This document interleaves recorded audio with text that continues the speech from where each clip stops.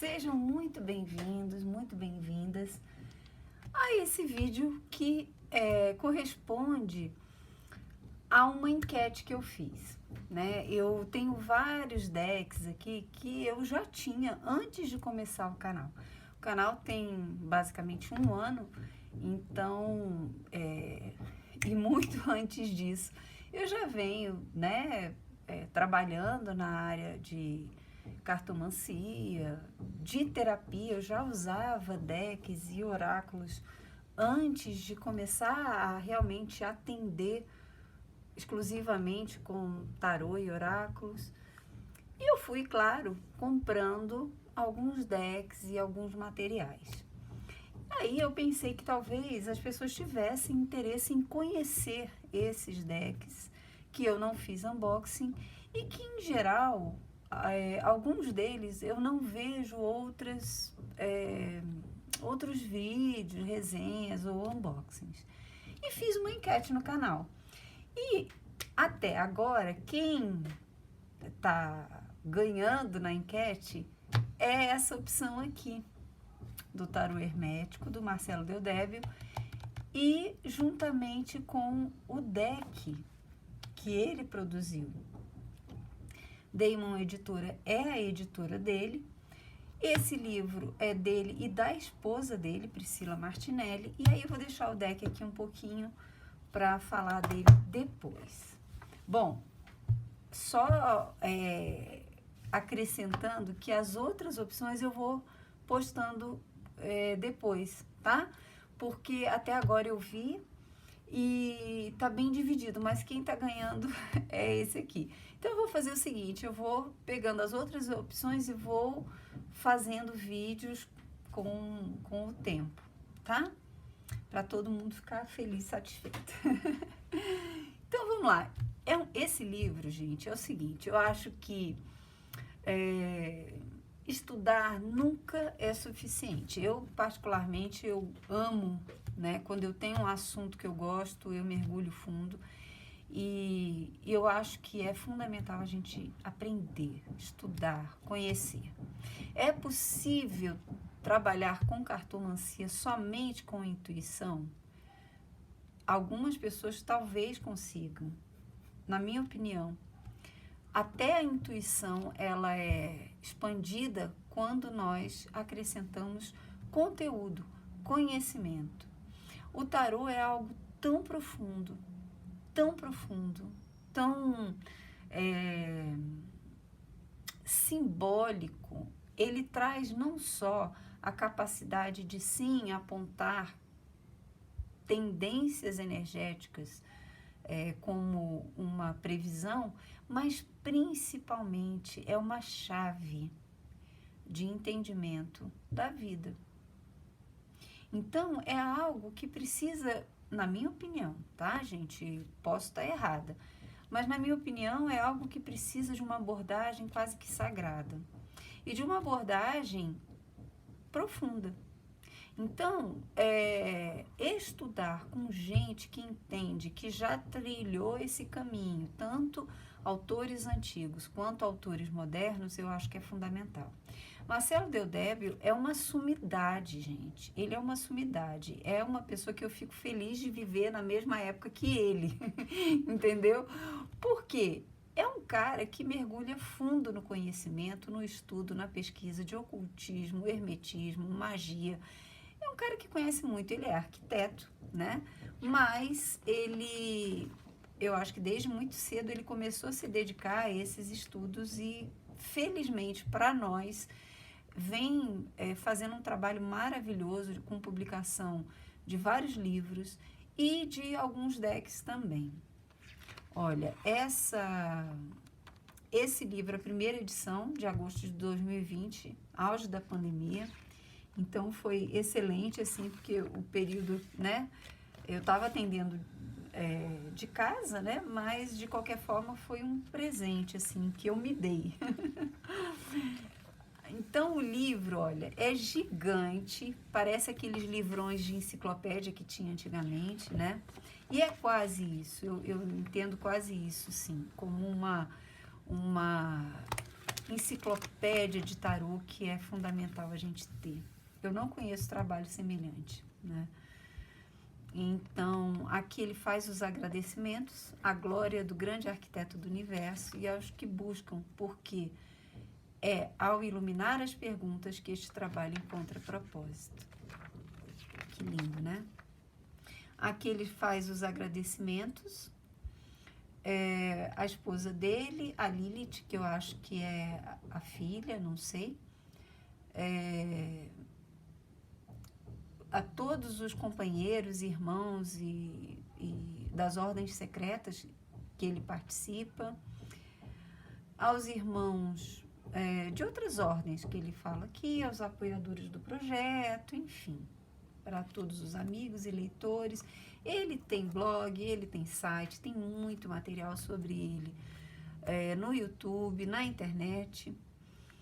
Aqui ele fala sobre o desenvolvimento desse livro, sobre o Hermetic Cabala T4, é ele e o Rodrigo Grola, que também é outra figura assim, fundamental nesse meio. O Hermetic Cabala Vision. E a arte é de Douglas Duarte, tá? Acho que de todos os decks, não tenho certeza. E se eu falar alguma bobagem, por favor, me corrijam, tá? Então, vamos lá, começa... Bom, antes de mais nada, né, falar do papel. Deixa eu centralizar aqui. Assim. Começa... Deixa eu tirar a plantinha aqui, coitadinha dessa plantinha. Mas é que eu adoro, eu acho que fica tão bonitinha. Pronto. O papel é um papel brilhante, eu não sei dizer o nome, mas é aquele papel de excelente qualidade, né? Enfim, é um livro para se ter para sempre, vida toda, deixar para as próximas gerações. Ele começa com a história dos oráculos, ele tem um conhecimento que eu considero gigantesco, né? Uma pesquisa profunda, séria, a respeito da criação de todos os oráculos, não só de tarô.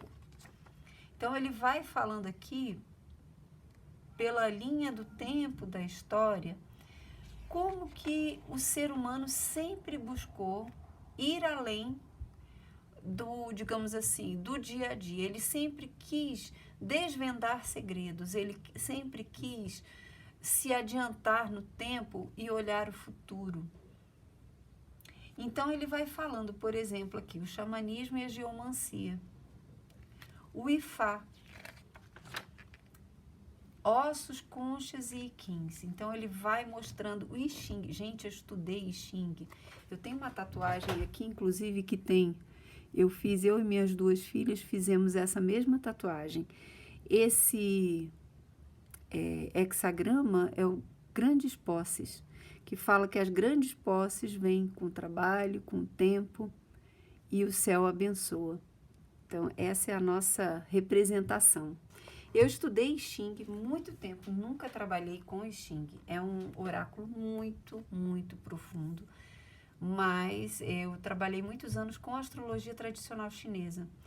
E dentro de todo, né, o conhecimento chinês, da sabedoria antiga chinesa, eu estudei muito o I Ching, usei muito para mim. Aqui são os hexagramas, né? Antigamente era jogado com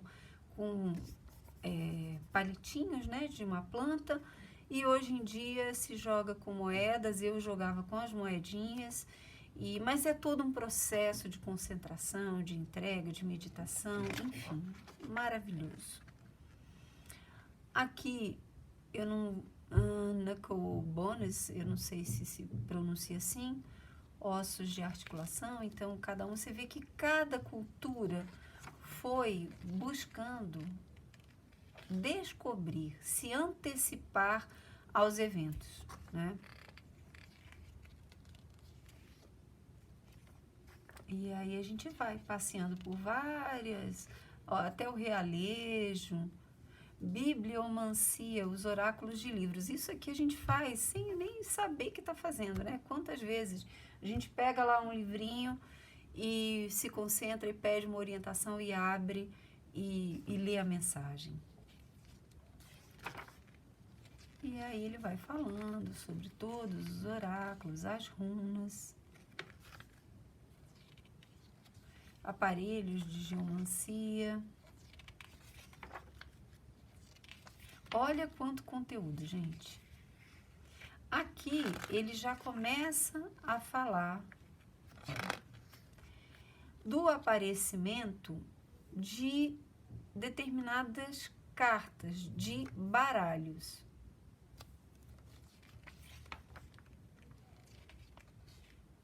Olha que maravilha. Século XV na Turquia.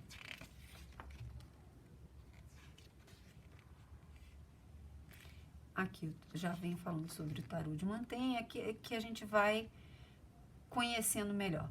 E não tem um infarto de ver que eu grifei, porque eu grifo mesmo. Eu gosto de fazer anotação, de grifar. Eu preciso sentir que o livro é meu, entendeu? Então, assim, eu faço isso. E aí, olha, aqui ele já começa a fazer a relação entre a cabala e os trunfos. Aqui a cabala judaica,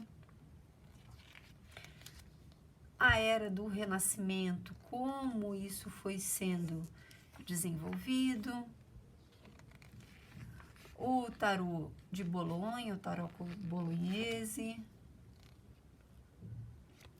vários decks que a gente nem imagina como eram, como surgiram, o tarô de Paris, o tarô de Marselha, e já vai chegando o tarô de Jacques Vieille, 1650, imagina. Jean Noblet, 1659, tarô belga. E aí ele já entra aqui nos tarôs esotéricos, por volta de 1700, 1800. A Rosa Cruz e a maçonaria, toda essa relação. Aqui já começa a falar sobre Eliphas Levi, Dogma e Ritual de Alta Magia. Comprei esse livro, estou lá no comecinho lendo ainda. O tarô de Oswald Wirth, que para mim eu sinto muita afinidade.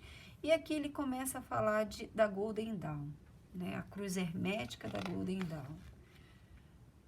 O tarô de Rider-Waite, tarô de Thoth e Aleister Crowley. A obra dele, né, o deck e toda a orientação dele segue muito a orientação de Aleister Crowley.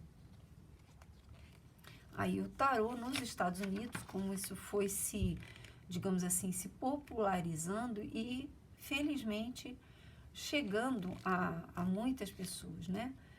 O Hermetic Tarô, tarô mitológico. Então, aqui ele já vai começar a falar de tarôs que trouxeram mudanças e que trouxeram outras abordagens. Tarô maçônico, tarô alquímico, Sefiró. Aqui o Hermetic Cabala Tarô, que é a criação dele com o Rodrigo Grola. Aqui é um outro deck deles, que é muito interessante. Dentro, acho que é do Grola esse aqui. All Type Tarot. As figuras são formadas por palavras. É muito interessante. Por palavras-chave, né? E aqui a gente vai para os arcanos maiores. E aí aqui começa o show, né? Começa não, continua o show. Ele sempre vai trazer aqui uma citação, um escrito de Aleister Crowley. Ele vai trazer conceitos chaves, mas esses conceitos não são só palavras, são conceitos. Ele pegou de grandes autores, de estudantes, pessoas que estudavam com ele. ele não colocou em ordem, não colocou nome, para que ninguém pensasse assim, ah, porque esse cara falou é mais importante do que o que meu aluno percebeu. Não, ele simplesmente colocou os conceitos que ele considerou importantes, uns diferentes do outros, e ele recomenda o seguinte: você lê, fica com aqueles que ressoam contigo, que fazem sentido para você e descarta os outros, né? Então aqui ele traz as relações com as letras hebraicas, com a árvore da vida, o elemento correspondente, e aqui também naquela roda dos signos, toda a posição onde essa carta se encontra. Signos e planetas, enfim, uma roda astrológica. Aqui ele vai trazendo exemplos, então ele vai trazendo o louco como foi surgindo na história. Olha que, gente, é ou não é imprescindível esse livro? Ele é imprescindível. Eu já li todo? Não. Então, assim, eu vou lendo aos poucos. Tem uma época que eu pego, eu leio, tem épocas que um determinado arcano me chama mais atenção e eu venho e estudo. Não é um livro para você pegar e ler de uma vez, é um livro de consulta, é aquilo que eu falei, para a vida toda, né? Então, aqui ele vai falando tudo sobre o arcano, mostrando dentro da história as relações com cartas, enfim, todas as conexões em relação ao arquétipo do louco. E aqui, olha, por exemplo, ele começa a falar o andarilho iniciático, gatos e cachorros que foram aparecendo nas cartas, nem sempre foi só cachorro, a borboleta que também aparecia, crocodilo, e aqui ele já vai para as letras hebraicas. O coringa, o louco no alto da montanha, aqui já de decks mais modernos, né? O Rider-Waite, o Tarot de Thoth e o da Golden Dawn. Aqui ele fala sobre Aleister Crowley, a Golden Dawn, o gato preto. No Hermetic Cabala Tarot, eles escolhem esse elemento para colocar no deck. E aí, olha, no final, sempre dos arcanos maiores, ele vai colocar algumas cartas, o nome desses decks, que trazem visões diferentes, né, do mesmo arcano. E aí vai, gente, olha, da mesma forma, todos os arcanos maiores. É ou não é um show?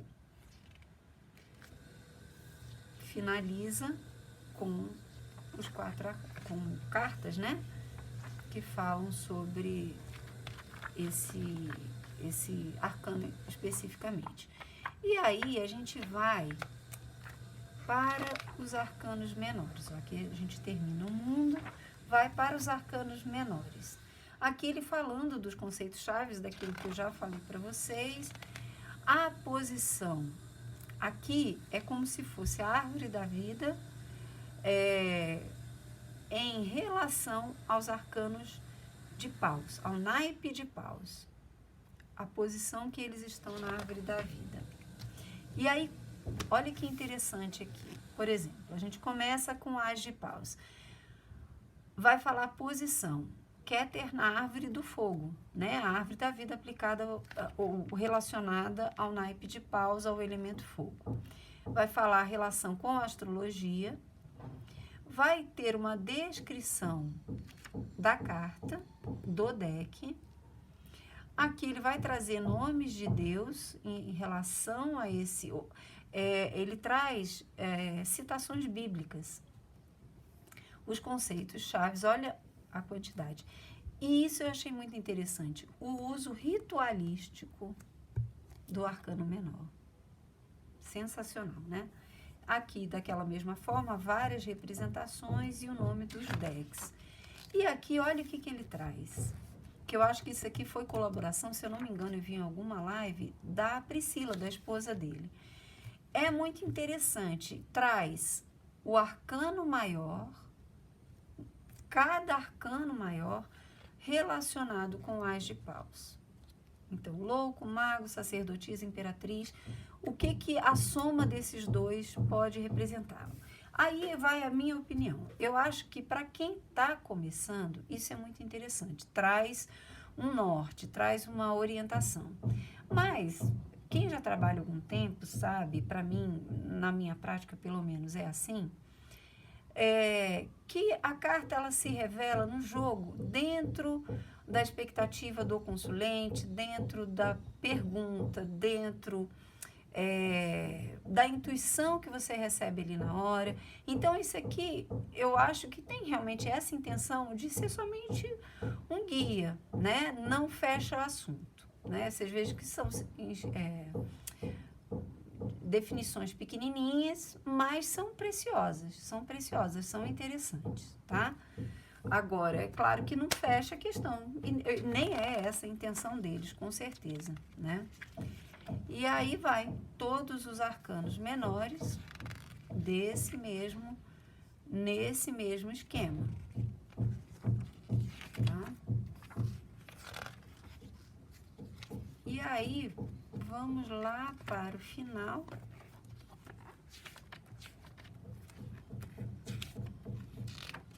Aqui termina. Rei de ouros ou rei de moedas. E aqui vão os exemplos de tiragens. Um par, 3 pares, então ele joga sempre com método europeu, arcanos maiores e menores. Uma pergunta com várias opções. A cruz simples, a cruz hermética e uma mandala astrológica. Aqui os agradecimentos, porque foi um projeto, agora me falha o nome, um projeto coletivo, né? As pessoas que colaboraram com o financiamento do deck, do livro, ele faz os agradecimentos aqui. Aí, coisinhas que eu não gostei, aqui, inclusive, quem sou eu para não gostar de trabalho de Marcelo Del Débio, imagina. Mas, assim, a título de informação, a diagramação não foi muito legal, tá vendo? Tem algumas falhas na diagramação, mas isso afeta 0 no valor desse trabalho. E aí vamos lá para o deck Hermetic Vision Tarot. Aqui também eu vejo que tem problemas na qualidade do deck. Então, a caixinha é bem simples e frágil, né? E vocês vão ver que as cartas, elas trazem algumas questões de impressão, né? O que também não desmerece de forma alguma esse trabalho, que é sensacional. Aqui, olha, vem com 3 cartas, que não são cartas extras, são cartas informativas. Então, aqui ele traz a cruz hermética, aqui é o verso. Uma carta que fala sobre, deixa eu enxergar aqui, gente, um curso do Rodrigo Grola e Marcos Keller, mas eu acho que isso é antigo, não funciona mais, porque esse livro é de 2020. E aqui o Projeto Mayhem, tem o canal dele no YouTube, sensacional, tem vídeos sensacionais, preciosos lá, tá? Aí a gente começa com os arcanos maiores. O que eu falo em termos de, deixa eu ver aqui se eu acho, de qualidade, por exemplo, aqui. É que às vezes, gente, tem uma diferença no tamanho das letras. Cadê? Aqui.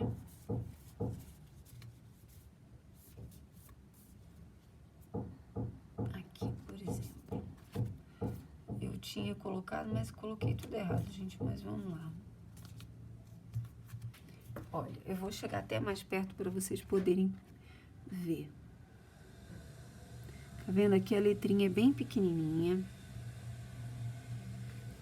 Aqui a fonte já tá grande, então é diferente. E aqui, olha, tá vendo? A gente quase nem lê direito. Então tem essas questões assim que é claro que não desmerecem, mas eu acho que vale a pena, já que eu estou falando do deck, vale a pena citar, né? Então vamos lá. A arte é legal, não particularmente eu, para mim, Fernanda, deixa eu aumentar um pouco aqui. Eu não acho linda, mas também não acho feia, não me toca muito. Mas o valor, eu acho, desse deck está mais no simbolismo, no trabalho realmente intelectual dele. A qualidade é um papelão, então tem que ter cuidado, ele não é muito maleável, então acho que se forçar, deixa eu pegar as outras aqui, ó. Se forçar, vai entortar, tá? Então, vamos lá. Arcanos maiores, o nome vem aqui embaixo, os elementos, ou o elemento relacionado e a letra hebraica. Então, tem todo um simbolismo aqui que é genial, fundamental para os estudos. Veja aqui, olha, quase não aparece, tá vendo? Então, isso me incomoda um pouco, mas não desmerece. Aqui a relação astrológica, letra hebraica. A sacerdotisa. A imperatriz. Há também uma relação com, mesmo a relação astrológica, ela se reflete nas cores utilizadas. O Papa, os enamorados. É um deck que eu, particularmente, aqui, né, a simbologia do signo, por exemplo, aqui no caso, regente do carro, o signo de Câncer, a letra hebraica. Eu, particularmente, não uso esse deck para tiragens com clientes. Para mim, é um deck de estudo.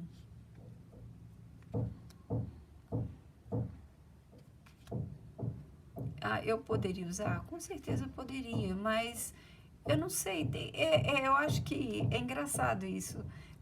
Para mim funciona assim, eu não sei se para vocês funciona assim, depois vocês me dizem aí. Mas para mim, o deck já chega na minha mão com uma função. Não sei se sou só eu, mas assim, eu vejo uma função ali. Então, por exemplo, tá até aqui, ó, o deck de Thoth. Eu não sou muito chegada em Aleister Crowley, não. Tá aqui, eu não uso nem para mim, nem para consulente. Eu tirei só para ver as relações, né? Quando eu estava me preparando para fazer essa resenha, muito simples, né? Muito básica, mas só para dar uma ideia para vocês. Então, eu sinto assim, determinados decks eu já compro intencionalmente. Então, para isso, eu penso, eu preciso disso na minha prática oracular. E aí eu vou procurar um deck, acho, e eu uso não só para aquilo, mas principalmente para aquela função lá que eu sinto que eu preciso. Outros eu compro porque são absolutamente lindos mesmo. E é complicado resistir. Mas, em geral, eu sinto assim, o deck chega na minha mão e aí eu sinto, né? Eu pego, eu sinto e eu já, meio que ali já se define o futuro dele comigo. E esse aqui eu nunca senti de usar com clientes. Eu uso para estudo, nem para mim, nem para tiragem, assim. Se eu usei, sei lá, pouquíssimas vezes. Eu uso realmente para estudos, para análise. Quando eu sinto que eu estou ficando muito básica na interpretação de algum arcano, eu venho aqui, dou uma olhadinha. Olha que sensacional. Aqui tem a representação de toda a alegria do 4 de paus, mas aqui atrás tem uma torre. Interessante, né? Alegrias bem pautadas ou bem estruturadas, elas permanecem, outras não. 5 de paus, 6, o 7, o 8, olha que linda essa carta. O 9, o 10.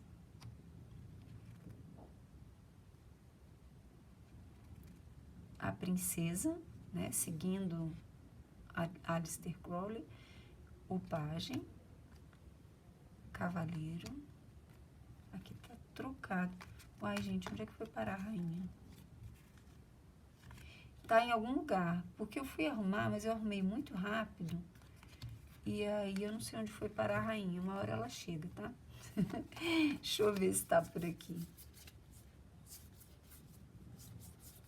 Aqui, ó, a rainha. A rainha de paus. Eu acho que eu não comentei, né? O elementozinho que vem aqui, olha, vem colorido. Espadas é a bolinha, é o círculo azul. Paus. Veja que aqui, ó, já não tem o triangulinho, a gente não vê.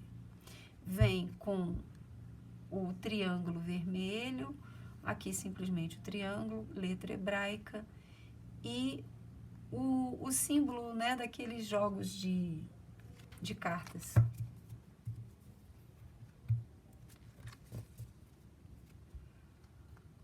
Então, vamos deixar assim na mesa, né? E aí a gente vai para o naipe de ouros. O as de ouros,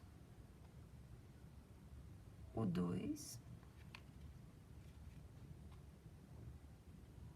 E aqui essa carta traz muito para mim assim, né? A pessoa tá lá tão envolvida no que ela tá fazendo, ela meio que se nega a olhar o emocional. Isso é muito comum hoje em dia. As pessoas estão trabalhando muito, muito, muito. Né? É uma, digamos assim, uma correria o dia todo. E de repente o emocional tá lá ficando turbulento, tá? Daqui a pouco engole a gente, né? Então, essa carta especificamente agora, nesse momento, me trouxe isso. 3 de ouros. 4. O 5. Todos os arcanos menores de um naipe têm a mesma letra hebraica.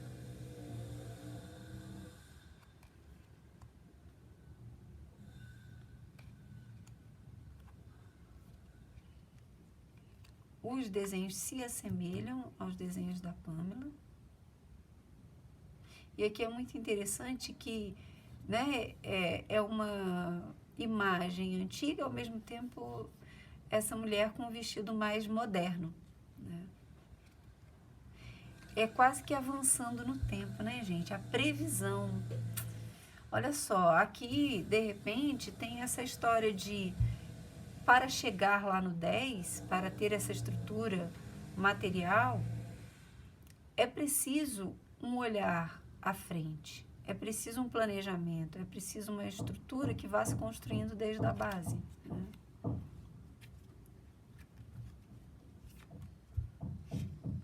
Aqui, pajem ou a princesa, o príncipe ou o cavaleiro, a rainha e o rei de ouros.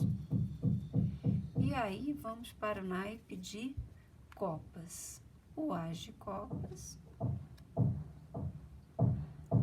o 2, da mesma forma, olha, o homem com uma roupa mais tradicional e a mulher aqui com uma roupa mais moderninha. O 3 de copas, o 4, o 5. É isso, a impressão não me agrada muito. Se vocês perceberem, parece que a imagem é um pouco... ela não é muito definida, não sei. A impressão, eu acho que se eu tiver que falar alguma coisa, é somente a impressão, sabe? 6. O 7, olha que interessante, essa percepção aqui. Ele tem correntes que o prendem na ilusão, que o prendem numa percepção distorcida da vida. Ou essa carta também está muito relacionada a vícios, a drogas, viagens, né? Aquelas viagens que a pessoa tem com o uso de substâncias tóxicas, bebida. Então, na medida em que isso se torna a única coisa que a pessoa vê na vida, o único foco que a pessoa tem, se torna um aprisionamento. O 8, o 9 e o 10. A princesa ou o pajem, o príncipe ou o cavaleiro, a rainha e o rei. Então, é isso, gente. Eu espero que vocês tenham gostado. Olha, para embaralhar, não é que ele seja muito, digamos assim, difícil, mas também não embaralha de uma forma como os outros decks. E tem uma outra coisa aqui, gente, que eu gostaria de mostrar para vocês. Há uma diferença nas cores, tá vendo? Algumas cartas são mais claras e outras mais escuras, tá? Atrapalha? Não. Eu não faço ideia de qual seja qual e não tem uma lógica. Então, aqui, olha, é um 9 de copas. Deixa eu ver essas coronas aqui. É um 6 de espadas. Então, são arcanos menores, tá vendo? Mas há uma diferença muito grande de cores aqui. Então, tem essas questões de edição, de impressão, né, que desagradam um pouco, mas não fazem realmente, pelo menos para mim, diferença nenhuma, né, na qualidade final do trabalho. É um trabalho precioso, maravilhoso e imprescindível para qualquer cartomante que gosta de estudar e entende a profundidade que é trabalhar com essas cartas, tá? Já em breve, aí, essa semana ou semana que vem, eu lanço a resenha do outro deck, The Other Worlds Pagan's Tarot, tá bom? Um beijo, fiquem com Deus e até a próxima.